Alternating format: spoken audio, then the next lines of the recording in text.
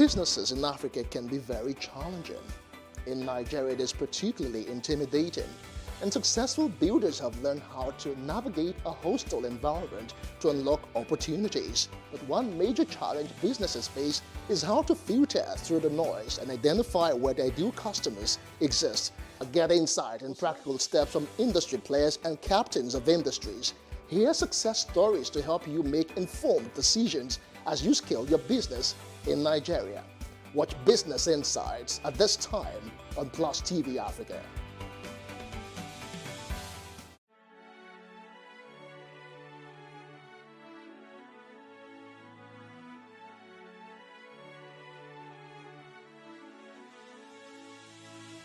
It is engagement we need to have. Those who suffer miscarriages are never taken into account. Members of the National Assembly are also influence peddlers. You are sitting on Nigerians' money. From the barbing, I pay my rent. On the barbing, I send my children to school. A consultative engagement. No any tangible notification before they ban us. It's one thing for people to be at your back and the heat of the moment, and another thing for them to still be with you when push comes to shove.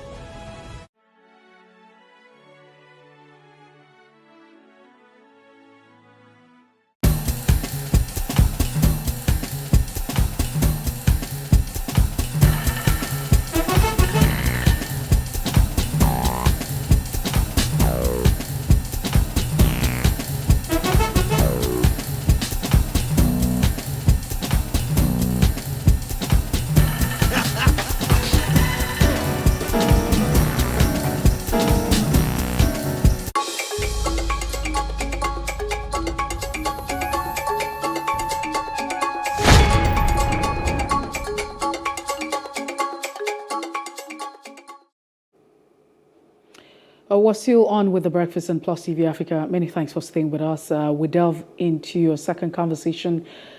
Let's look at the concerns with the governors and the Nigerian Financial Intelligence Unit. However, reports are saying that governors and the Nigerian Financial Intelligence Unit may be set on a collision course over cash withdrawals and the use of security vote. Now, according to the information that's been gathered, the restriction on cash withdrawal has been put out from on public account and will still be enforced. That's according to the Nigerian Financial Intelligence Unit. Now, some months back, it might interest you to know that the Nigerian Financial Intelligence Unit had disclosed the government's plan to stop cash withdrawals from all public-run banks' accounts. This was later followed by an official directive banning transactions on all government accounts from March the 1st, 2023, with the NFIU yearning for enforcement despite the introduction of the cash withdrawal limits in the country. State government withdrew a total of 701 billion naira cash. That's above the 225 billion naira withdrawal by the federal government and 156 billion naira withdrawn by local government from 2015 to date.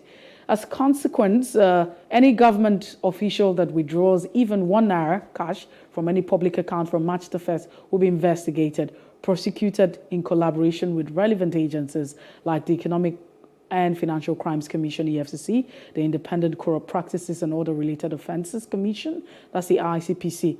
And the Nigerian Financial Intelligence Unit also advised banks and government agencies to move into online payment, as all transactions involving public money must be routed through the banks for accountability and transparency. I mean, the conversation is almost endless, but let's quickly introduce our guest this morning. He's a public policy analyst right here in Lagos, Gbolahan Olujide. Gbolahan, it's good to have you join us once again. Thank you so much. Yeah, good morning. Nice to be on the program. Yes. So, what exactly could be the problems with the governors or, public accounts in Nigeria when the option of transacting online is still very open? So what exactly are we dealing with now? Okay. On one side is the fact that cash does not leave traces. So people who want to be able to do transactions without leaving traces are interested in cash. And that has implications for corruption and abuses all over the place. However, it's a very tricky situation we have found ourselves with this particular policy. And I'll tell you why.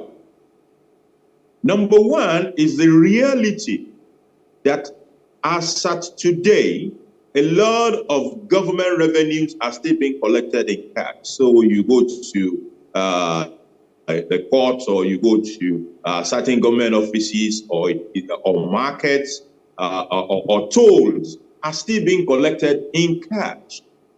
The problem with that is that if you say I should not transact in cash, how about I hold some of those cash revenues if you won't allow me to take it from the bank? Then I will not bother to take them to the bank. I can make an arrangement like that. Number two is the readiness of the banking infrastructure to take on a huge additional volume of electronic transactions. What we have seen in the last 3 months does not show that the infrastructure is ready and will be readily available to take on these transactions as they come. So we also have an infrastructure problem which has to be fixed.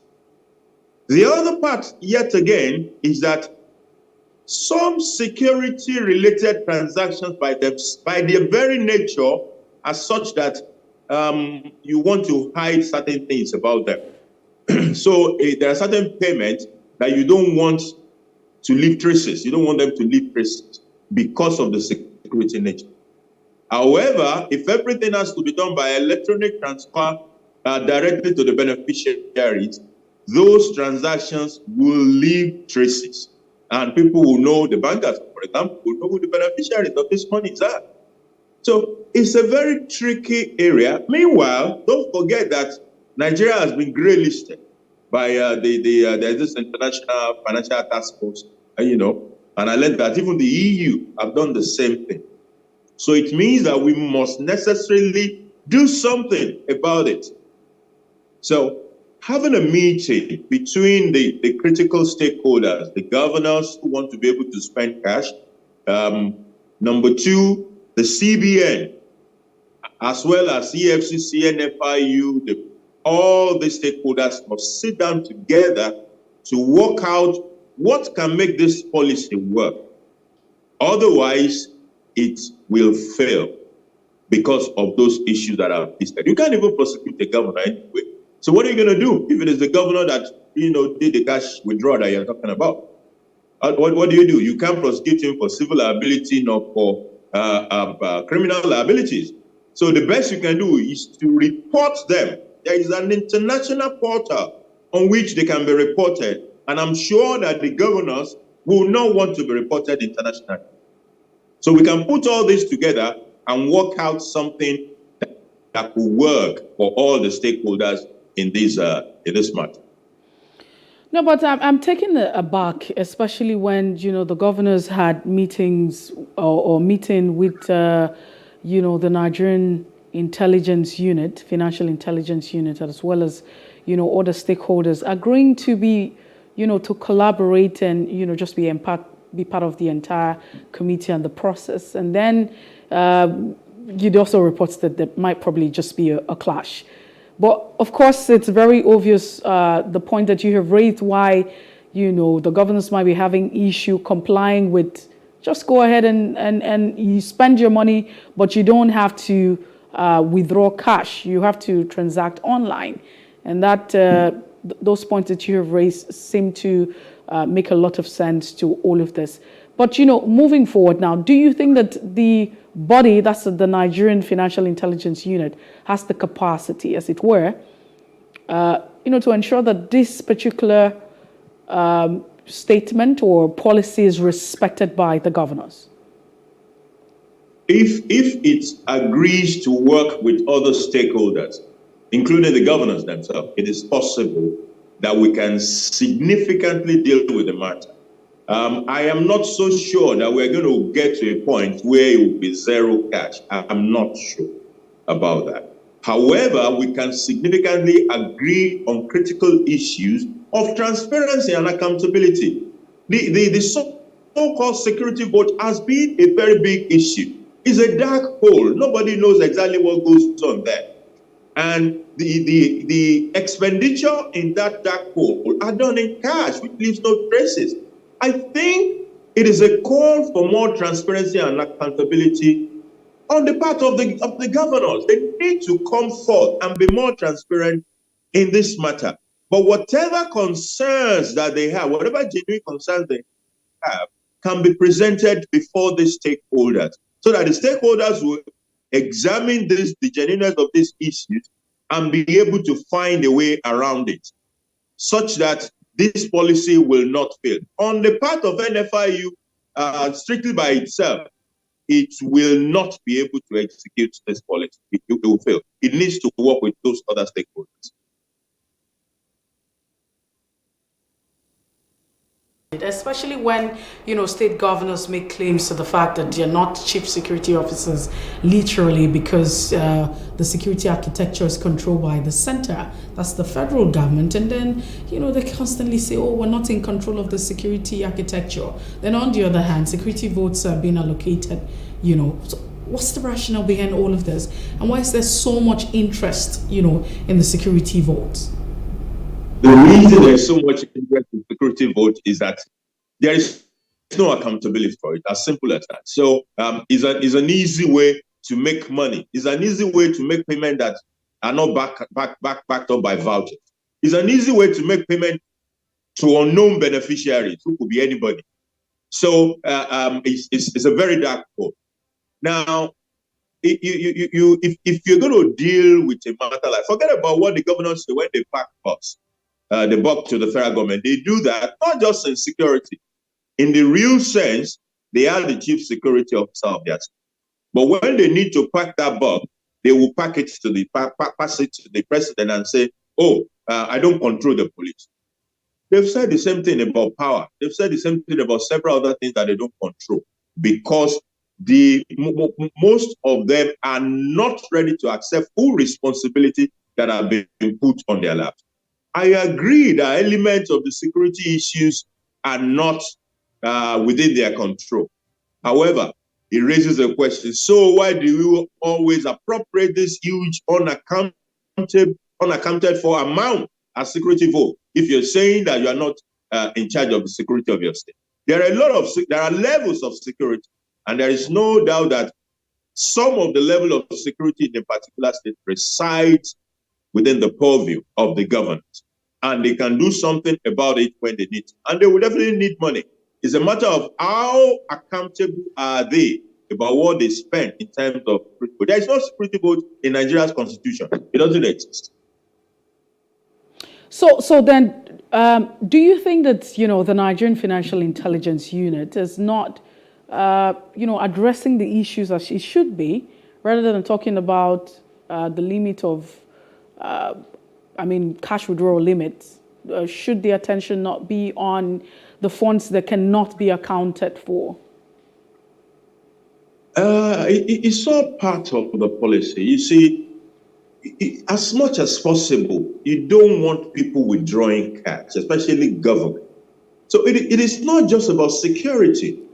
Every time that transactions or payment have to be done in cash, the reality is that the cash leaves no traces, and it is the attraction.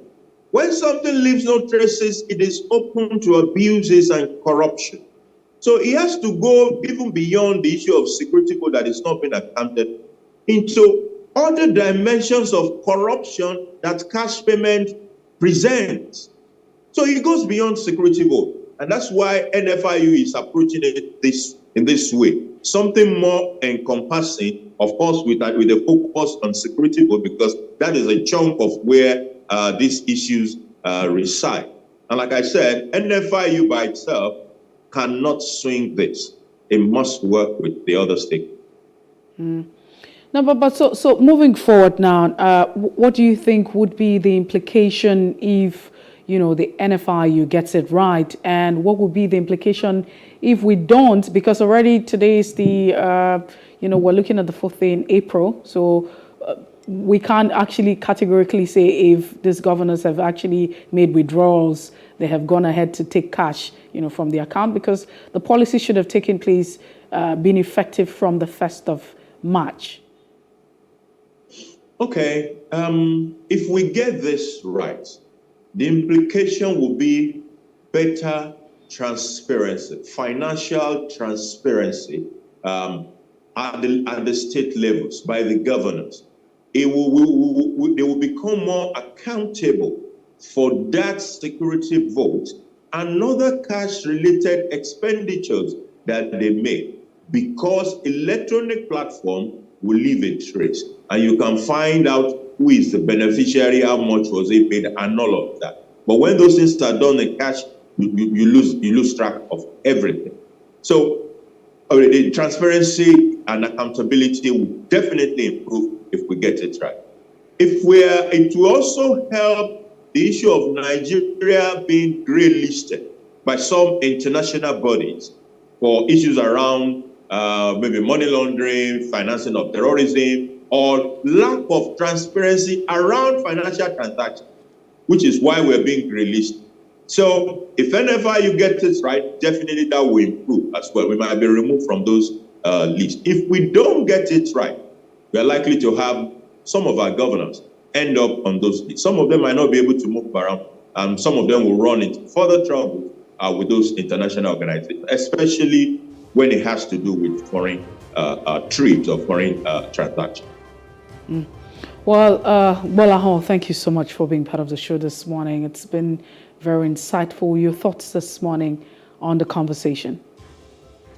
Thanks for having me. All right, then we have been speaking with Gbolahan Olujide. He was a public policy analyst in Lagos. He joined us this morning to look at the concerns of the Nigerian Financial Intelligence Unit right here, and the fact that there might just be a clash with, the governors as to the limits on cash withdrawal, and the fact that they're also being advised to embrace electronic transactions. I mean, e-payment, where traces can be left, just like Gbolahan Olujide, who had already said. That's the sign. Thank you so much for being part of the show. You can follow us on any of our social media platforms, on Facebook, Twitter, Instagram. Do subscribe to our YouTube channel at Plus TV Africa and Plus TV Africa Lifestyle. We'll join the newsroom at 9 o'clock for the news brief. Many thanks for watching. I am Messi Boko. Have a great morning.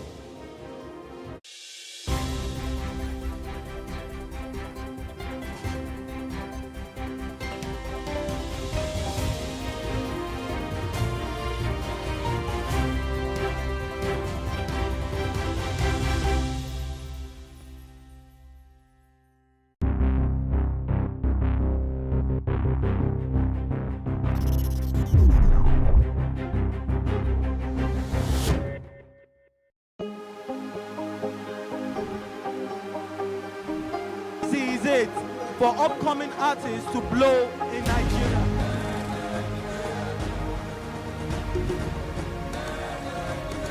Welcome to Plus Trending.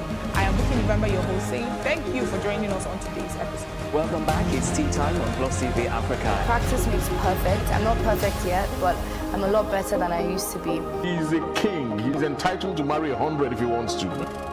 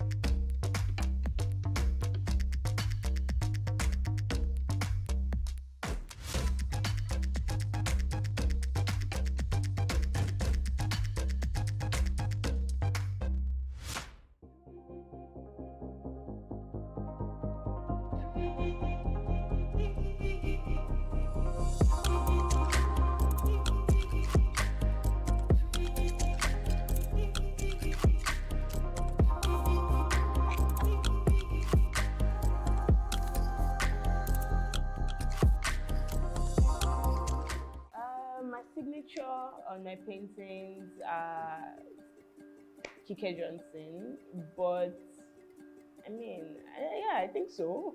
Thinking about it now, I'm not even sure, but yeah, I think so. Most of them have my name on it, apart from my fashion brand though. My name is Kike Lomo Johnson. I am a visual artist and a fashion designer. My art is inspired by a lot of things, by Black women, by colors, animations, different things, a lot of things that like inspire me, but I naturally enjoy drawing Black women. I think it's amazing, yeah.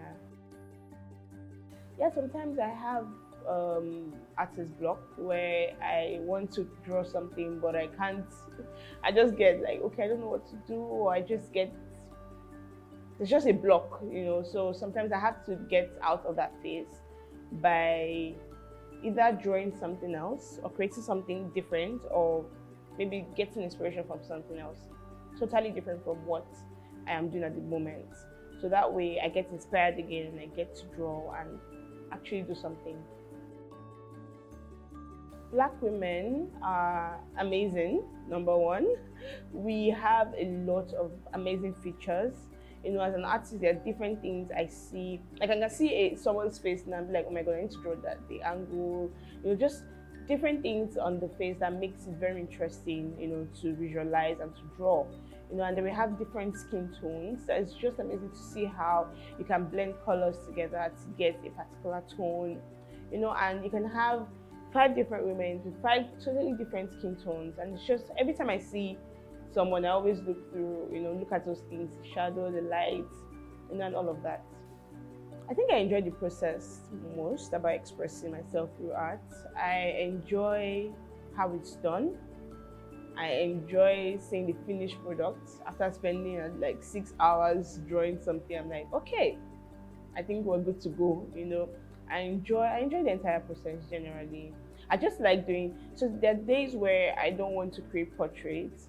I draw maybe something minimal. I can do like a minimal line art. And it's okay, this is all I'm doing today. You know, and I enjoy the process of that. That might take me 30 minutes, but I still enjoy going through that process.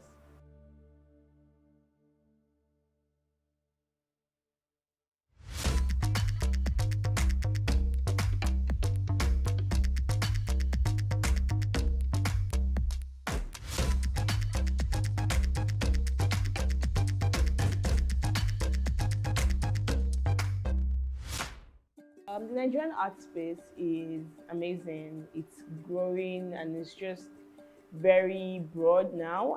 There are a lot of opportunities for people like me in the industry.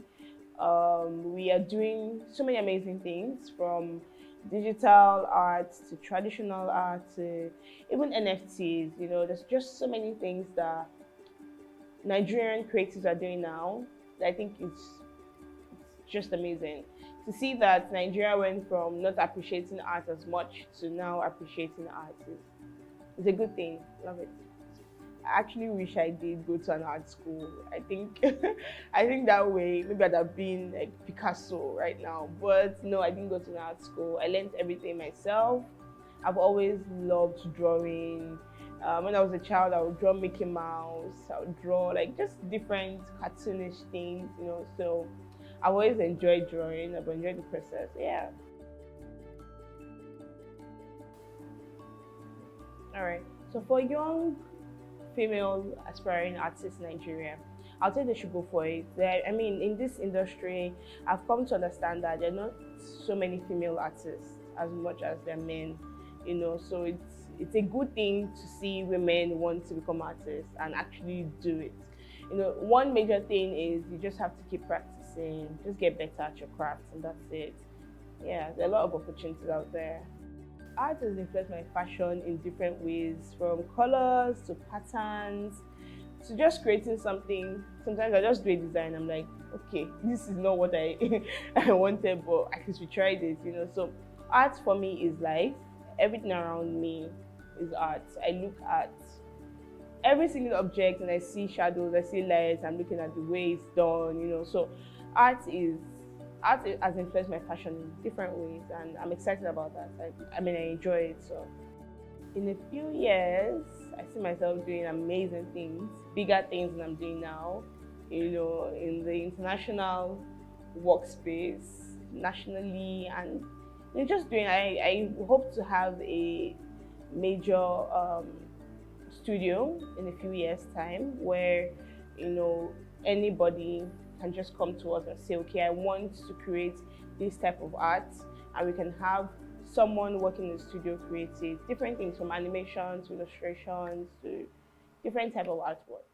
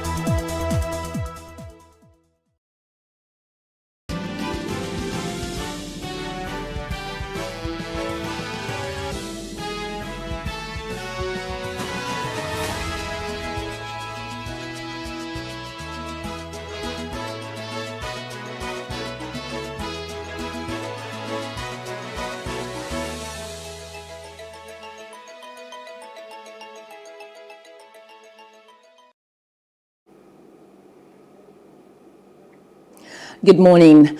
I am Maureen Menong-Wezigwe, and this is News Brief. Members of the PDP in Rivers State protested at the office of the Independent National Electoral Commission to demand the joint inspection of election results with the APC and the certified true copies of result sheets for the joint concluded general elections.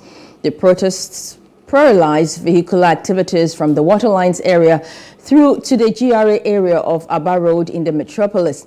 The protest was led by the Deputy Speaker of the Rivers State House of Assembly, Edison Ehie. Cannot allow any of the political parties to inspect materials without the order.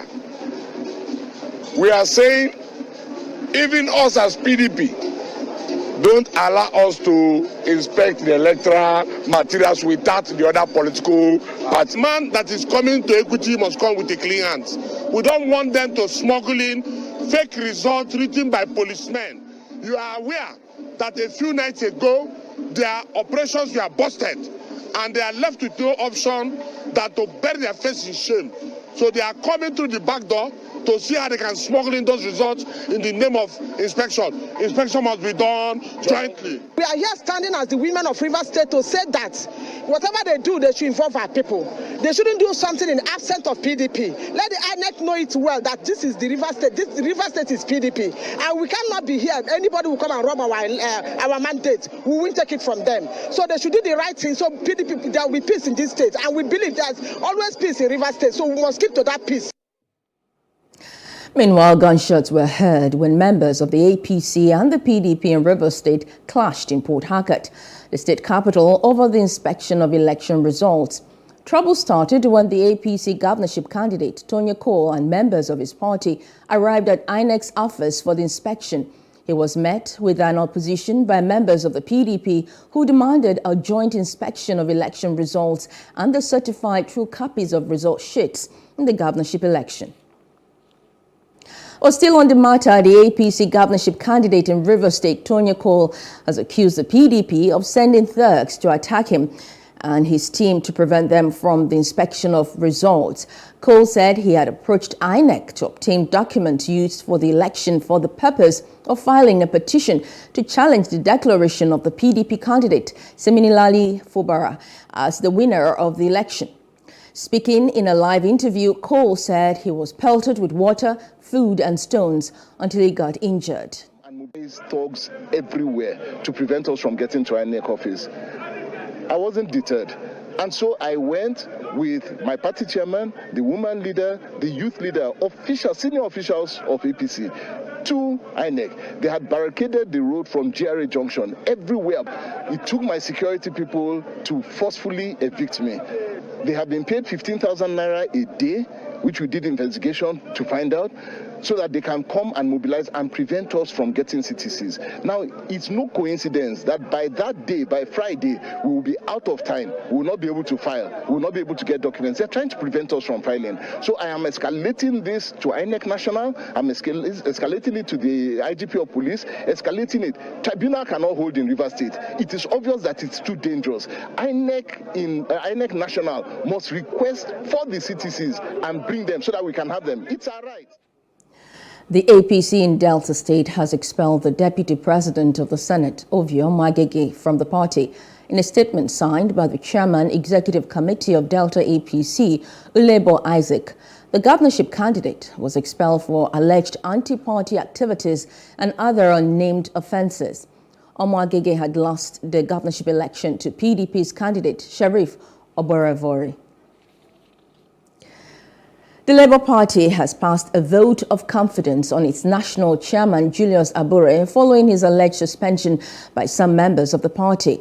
State executive members of the party who stormed the national headquarters of the Labour Party in Abuja described the suspension of the handiwork as a handiwork of imposters, sponsored by other political parties to destabilize the success recorded by the party. Some groups claiming to be Ward 3 executives of the party in Edo State had announced the suspension of the LP national chairman over allegations of forgery, perjury, mismanagement of funds, anti-party activities, among others. But the chairman of the Edo chapter of the party, Kelly Ogbaloy, said the constitution of the party doesn't empower any group or party members to suspend a national officer who was elected by a national convention. I foresee that they are being sent and sponsored by opposition political parties. And I don't want to mention the names of those parties here, who are afraid of the fortune, of the strength of the Labour Party. The Labour Party have become a very big movement and one family, that it will be difficult for any person to infiltrate. And I want to use this as an opportunity to tell them that they should have thought of a more decent way of doing it. But for this one, it's dead on arrival, and I can assure you of that. Like you have seen, my ward chairman is here, the ward register is here. None of those names is in the ward register. Those names are not even ASAN names. They are unknown to us. So I want to appreciate all of them, and I want to assure you that this is just the beginning. The party has come to stay. We'll continue to work for the party. We'll continue to move on. We are challenging the outcome of the presidential election and indeed all other elections. Yes, sir. Not even this distraction will distract us from pursuing it. It's a mandate that has been freely given to our people, to our party, and we shall not rest in our oars till we defend that mandate. The Zamfara State Governor, Bello Matawale, has appealed to residents of the state to be law-abiding and respect the rule of law. The governor insisted that he remained the governor of the state until the end of his tenure in May this year. Matawale spoke to newsmen shortly after a closed-door meeting with commissioners and special advisors.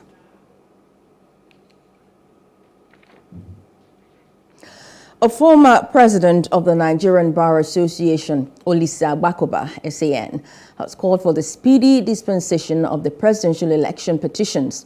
Agbakoba said the speedy outcome will be a strategy against the plot of an interim government. The DSS had confirmed the plot by some key political players to install an interim government.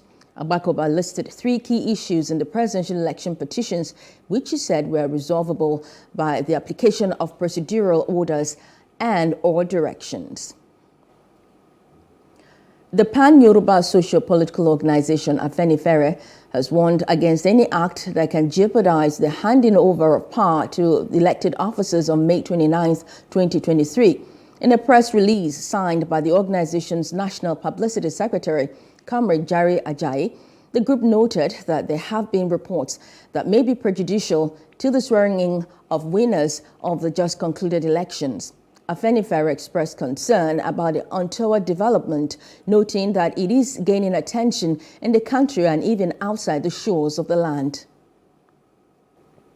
A human rights lawyer, Femi Falana, SAN, has said the late public secretary of the Yoruba socio-political group, Afenifere Yinka Odumakin, was committed to the institutionalization of democracy in Nigeria. He recalled how Odumakin started the struggle against injustice right from his university days when he approached his chambers to help fight for some students detained for protesting against the killing of 4 of their colleagues. Falana disclosed this at the 2nd anniversary of the Comrade Yinka Odumakin lecture and book presentation held in Lagos. Yinka will be honored and celebrated for what he stood for in his lifetime. You know, we have politicians, in their desperation to retain power, they whip up ethnicity, religion, and other primordial sentiment. For greatness, for truthfulness, for incorruptibility, for a government that we will be proud of all over the world, not in words, but in action, and work for it against all odds, against all temptation. That is it. The Inspector General of Police, IGP Usman Baba, on Monday met with the new chairperson of the Police Service Commission, PSC Solomon Arase, a former IGP. Correspondents gathered that both parties met at the PSC conference room at the Federal Secretariat, Abuja. Speaking with journalists after the meeting, IGP Baba disclosed that his visit will improve the relationship between the Nigeria Police Force and PSC, as well as enhance the security situation of the country.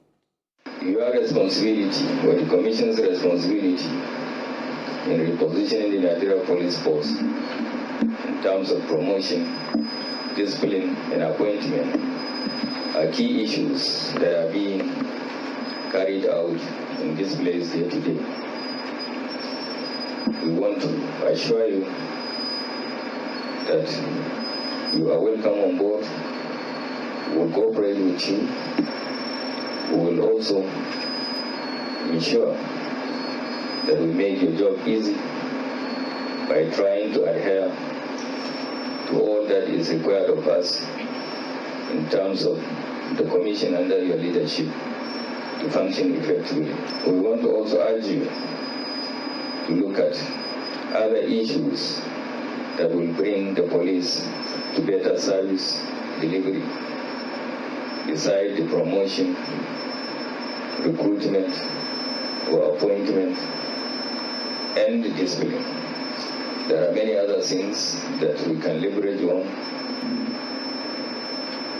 from the Commission to reposition this force for better service delivery for members of the public.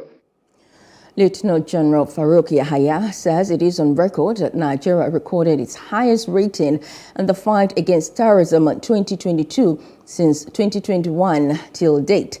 He said the efforts in Operation Hadin Kai, in synergy with the sister services and other security agencies, had significantly curtailed terrorism and insurgency that hitherto bedeviled the northeast part of the country, as continuous injection of trained troops and special equipment through Operations Lake Sanity and Desert Sanity to complement efforts by OPHK had been rewarding. the peaceful conduct of general elections across the country, including in the southeast, despite the sense of insecurity created by criminal elements in the region, is a testament to our resolve to ensure security in the entire nation. Our additional efforts through Joint Task Force Operation Udoka paid off in the southeast, thus ensuring successful election in the region as well.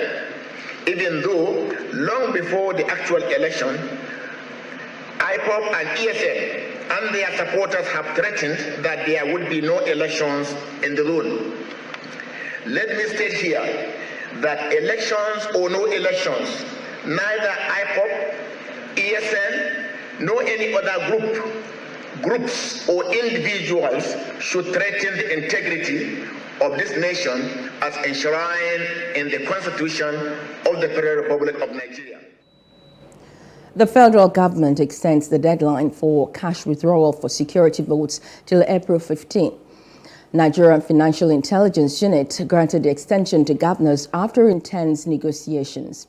The April 15th extension will be ratified at a special meeting convened by the NFIU with the Nigerian Governors Forum, NGF, and others virtually by 9 p.m. today. The Naira redesign and the controversies that followed it will also be discussed at the meeting. Governors might reject the short extension because they believe the agency lacks the power to determine how security votes should be disbursed. A Plateau State High Court presided by Justice Emil Musa has reinstated Honorable Nuhu Abok as the Speaker of Plateau State House of Assembly. Abok was impeached in October of 2021 and was replaced by Yakubu Sanda. Dissatisfied with the House decision, Abok approached the State High Court for a redress. In its judgment, the court upheld the submissions of the complainant that the impeachment was illegal and therefore null and void. The court further awarded the sum of 1.5 million naira as cost of appearance and the sum of 138,000 naira as cost of filing the suit against the defendants. The court found, based on our claim, that the first defendant was unjustly and illegally removed as the Speaker of the Plateau State House of Assembly on the 28th day of October 2021. The processes leading to his removal, the court held, were illegal, despotic, and a rape of our democracy. We are here in the premises of the House of Assembly. All of us were elected to represent our various constituencies. And we still have some months that is still left for us to continue the assignment that was duly given to us by our various constituencies. Even though there was crisis sometimes, but today the court has given his stance against that illegality that was done. Members of the People's Democratic Party caucus in the State House of Assembly hailed the judgment. I'm very, very happy. We went to court against all odds, against all forms of intimidation. Our lances and were stopped. We didn't budge. We stood for the truth. We've been vindicated. So I'm very happy. I'm very excited.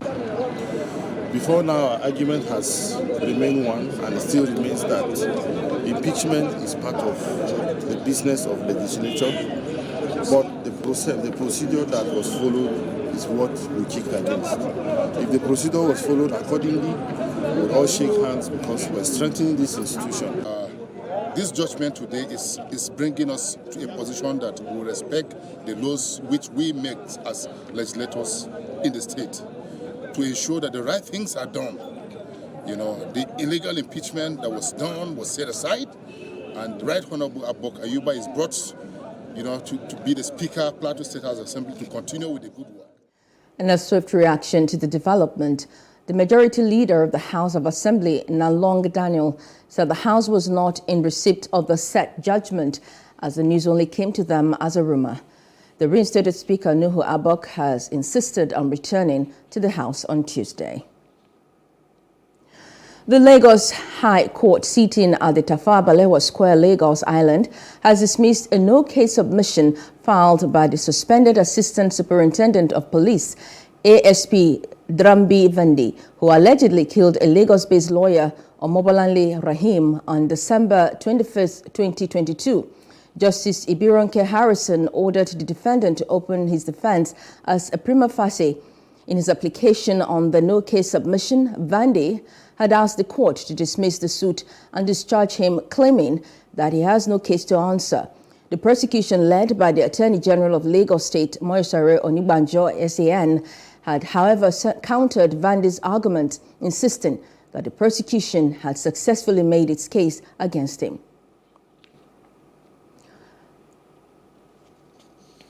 A group of independent UN experts accused several South Sudanese officials of responsibility in a series of atrocities committed against civilians. After gaining independence from Sudan in 2011, South Sudan, the world's youngest state, descended into a civil war between arch-enemies Riek Machar and Salva Kiir that left nearly 400,000 dead and millions displaced between 2013 and 2018, when a peace agreement was signed. The governor of the northern state of unity, Joseph Montiel, as well as South Sudanese People's Defense Forces Lieutenant General Thoy Chai Rit, have been identified as implicated in large-scale killings, rapes, and sexual slavery. And going outside of Africa, former U.S. President Donald Trump took to social media website Truth Social to attack Manhattan District Attorney Alvin Bragg. He posted D.A. Bragg just illegally kicked the 33 points of indictment. There are no charges or surprises. No changes or surprises from those he leaked days ago directly out of the grand jury. No crime by Trump. What a mess. Bragg should resign now. End of quote. With New York taking security precautions and the mayor telling potential rabble-rousers to behave, Trump was due to surrender at the Manhattan District Attorney's office today and will likely be fingerprinted prior to appearing before a judge for an arraignment where he will plead not guilty.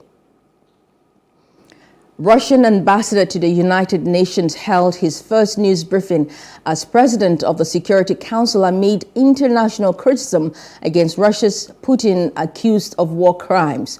Ambassador Vasily Nebenzia, who assumed the charge, told reporters that as long as the current world order in the UN stands, there will be no change in the rules of procedure. He also rebutted accusations that Russia is threatening nuclear war. Some countries are pretending they can decide at their own will who they want or do not want to be in the chair of the presidency of the Security Council. As long as the current world order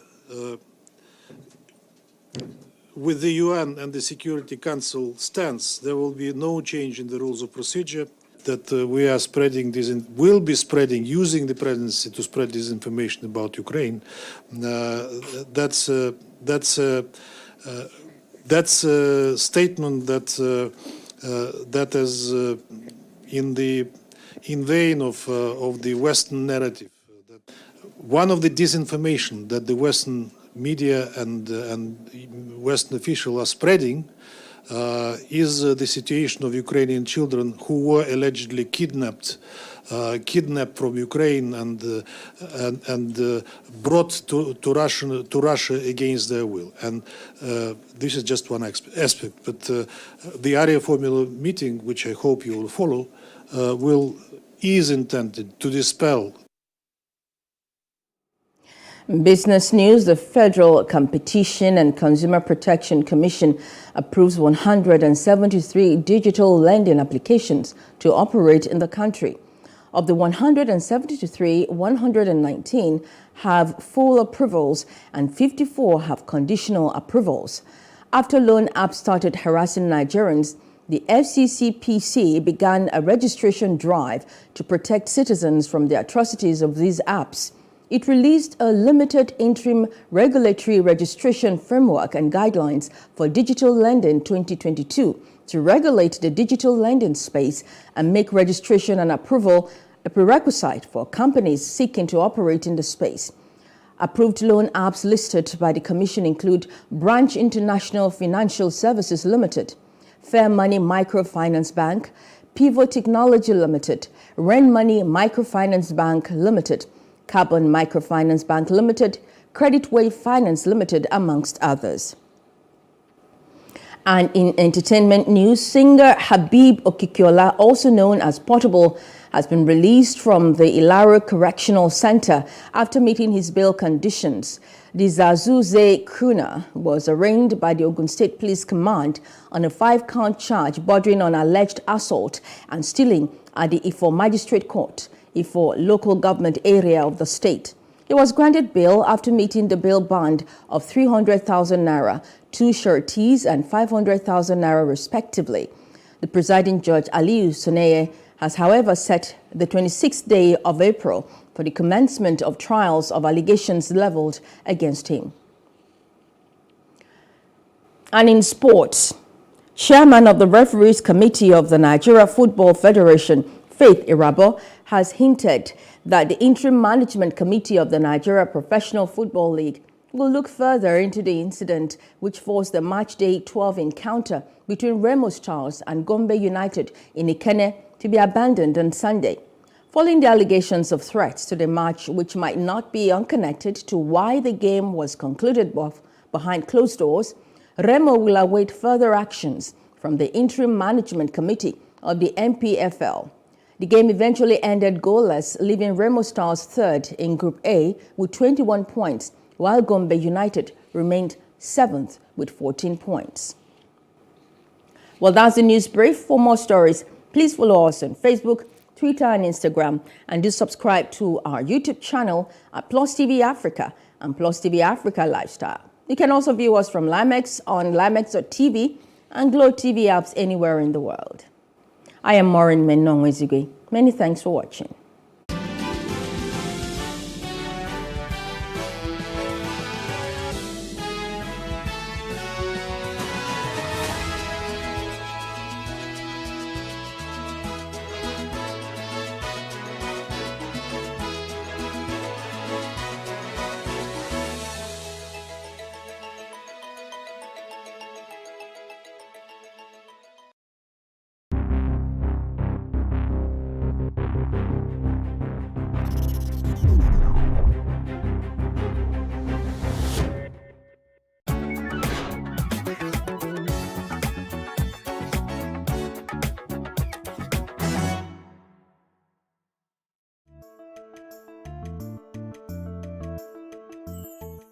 Imagine that you're going to live for 100 years. The way you treat your body right now, would your liver and your kidney take you that far?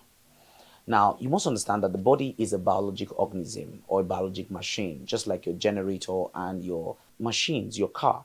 How do you treat them? You can replace the parts, you take them for regular servicing. There is an input talking about your fuel, and there is an output talking about your combustion, your gas. That same way, the body thrives on an input, maintenance, and output system. The body, like every other biological